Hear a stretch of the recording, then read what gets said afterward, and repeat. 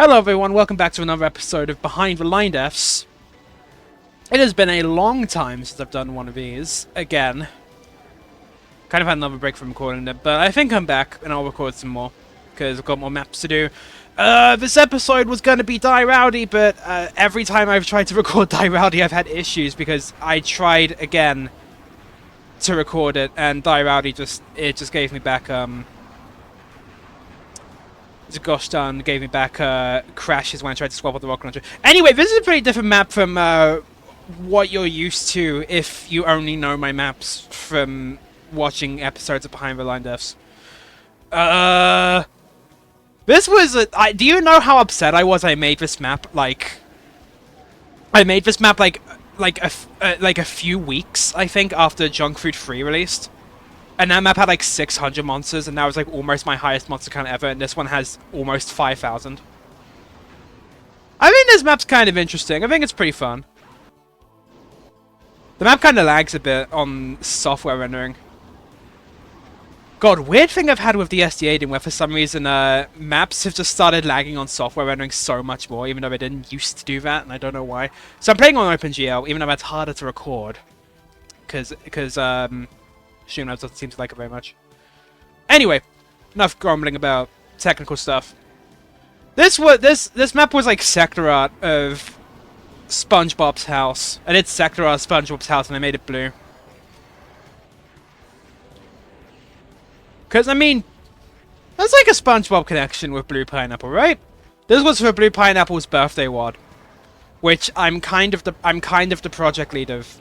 Specifically because I was the only one who compiled it when it had been like a few weeks since anyone had like done anything for that WAD, and I released it like the same day.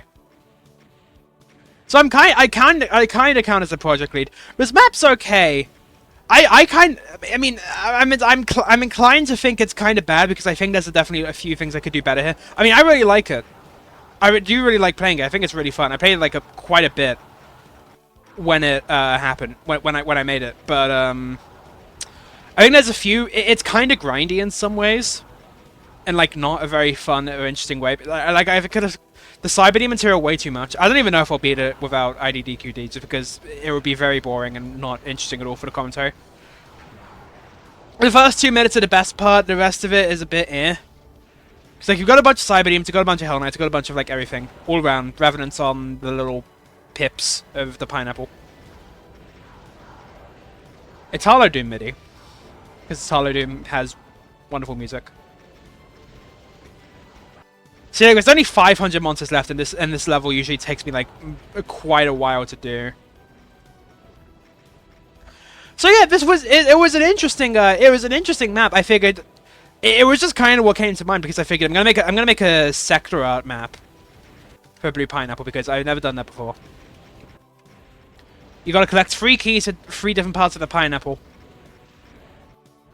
Man, if I had like the 1,000 health Cyberdemons that are in the Junk Food series, this map would have probably been just about perfect. If I replaced every Cyberdemon with a blue 1,000 health one, I think this map would be like just fine. But it's kind of grindy, as is, and I don't love it that much. I mean, I do. Kinda, it's just like I've already dissociated from this map to the point where it's like I'm kind of seeing all the problems with it and how I could have done stuff different. Even though this map wasn't even the longest ago, this map I made in like what, May? No, I think it was earlier than that because bp72. No, it was around when I made the Junk Food 3 map, so it was around like what, February or March? Whenever Blue Pineapple's birthday is, that's around the point that I made this map. Ask him. He knows when his birthday is. Ironically, the map does have like this. The MIDI does stop, like at the end. See, like the whole map just becomes this. There's way too many Cyberdemons, and they have way too much health. Whole map becomes this very, very quickly, and the rest of it's not particularly fun. Especially when you get to the Cyberdemon, it's like the middle as well, because that's where the exit is. I was very happy about this map while making it, but it's like already while again, as I said, just I'm kind of like kind of more here about it now. There's too many cyber demons. There's too much stuff going on. You kind of have to do this awkward maneuver where you get the cyber demons to like lower. The corpse is falling. Kind of funny, bro.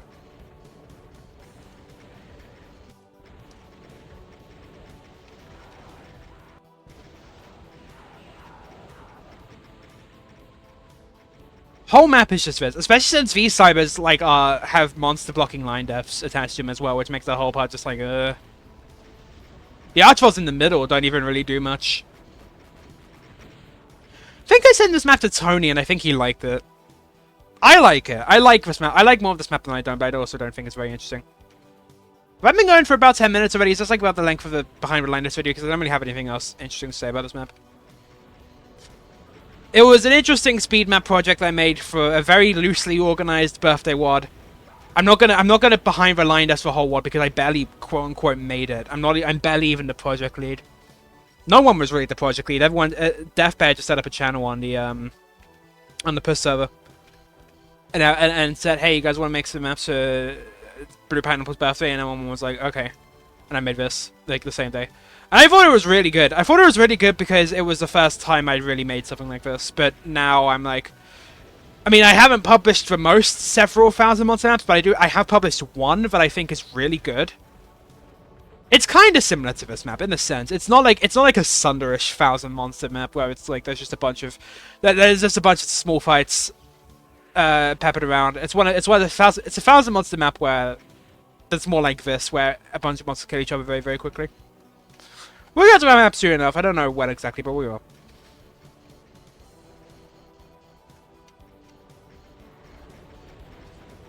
Oh my god, how long have we been having this video for? 7 minutes? Oh man, maybe I have to make this a mini-maps volume.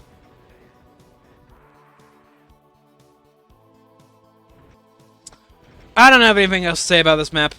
Either I'll cut it here and release the video like this, or I'm gonna play some more small maps I made and tackle all those together. Oh my god, the sky! Oh my god, is the sky fucked up in this map too? GL renders sky completely differently from how software does.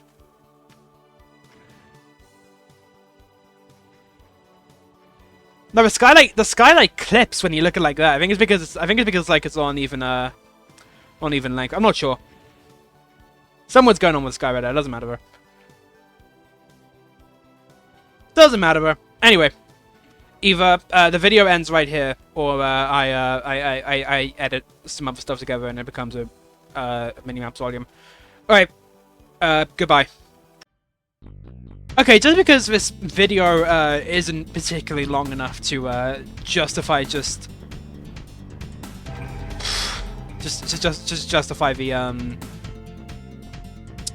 first map, just bp72. Here is the most forgettable map I've made in my entire gosh darn life. I genuinely just put like an hour into this map and I just completely blanked out the entire time. I don't even remember when this was made, but it released very recently. Because it's PUSS. It's PUSS 30, which only came out rather recently because it had like 128 maps in it, and it was insane.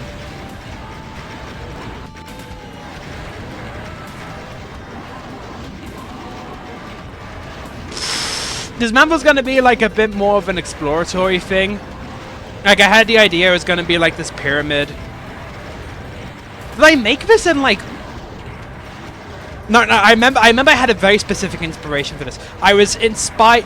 This map originally was structurally inspired by Futaba's Palace from Persona 5, but I didn't do that because I made this first set because it was gonna be like this. The map structure was gonna be like you kind of slowly go up this temple, and you do little parts on the side along the way. If you play Persona 5, you'll know what I mean. That's what the map structure is going to be like. Fairly simple, fairly linear.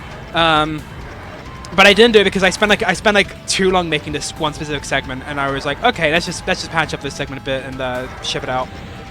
So I did, and I think this map's really bad. I think this map's like terrible. It's really boring. It's like a bottom 5 map I've made. It's really, really dull. It's just the fights aren't interesting. It's just It's symmetrical. It's really short. It's... The texturing isn't even that great, really. I guess I mean, it looks clean. It's just not interesting. It relies on the 255 special 8 lighting trick a lot. Oh my god, it even has the gosh darned infinitely resurrecting things, doesn't it? I think they crush if I go back here. This one isn't even working. Oh my god, is it even a slow crusher at all? I don't know. Okay, they started. I think they're done.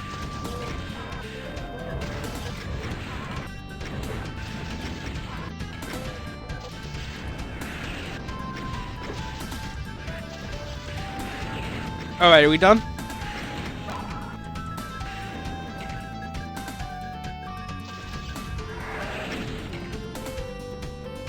I think we're done. Boo! I don't like this one. I think it's really boring. Sandy Scramble is the most forgettable map I've ever made. I don't hate it as much as Create Minds Think Alike, but I do not hate it as much as Create Minds Think Alike, but I think it's really boring. It's really forgettable. The fights aren't interesting. I can't believe I made it in like...